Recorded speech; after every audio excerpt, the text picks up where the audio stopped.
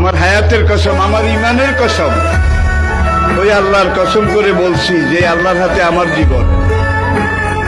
বর্তমান ফিলিস্তিনের যুদ্ধ শেষ হবে, ইমাম মাহাদি এসে যাবে।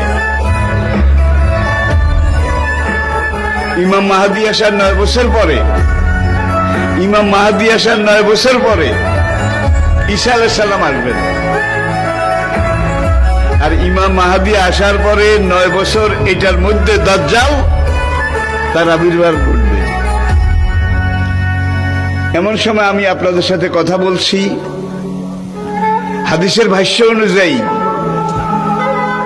মনে করেন দাজ্জাল আপনার বাড়ির দরজায় এসে দাঁড়িয়েছে। এমন সময় আমি আপনাদের সামনে কথাগুলো বলছি, যেই সময় মনে করেন ইমাম মাহাদি আপনার ঘরের সামনে এসে দুয়ারের কড়া নাড়তেছে।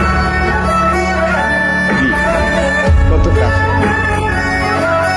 আল্লাহর নবী ইমাম মাহাদি সম্পর্কে, দাজ্জাল সম্পর্কে 70টা ভবিষ্যৎবাণী করেছে। কয়টা? তার মধ্যে 66টা হয়ে গেছে, বাকি আছে কয়টা? এই 4টার মধ্যে কিন্তু ইয়াজুজ মাজুজ বাইরে হবে, সব খাইয়া ফেলাইব।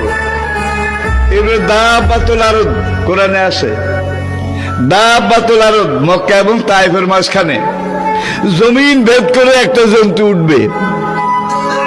সেই জন্তুটা রাতের শেষ প্রহরে মাথা উঁচু করবে, মাথা এত উঁচু করবে কাবা থেকে দেখা যাবে, ইয়ামেন থেকে দেখা যাবে, বাইতুল মাকদাস থেকে তার কল্লা দেখা যাবে।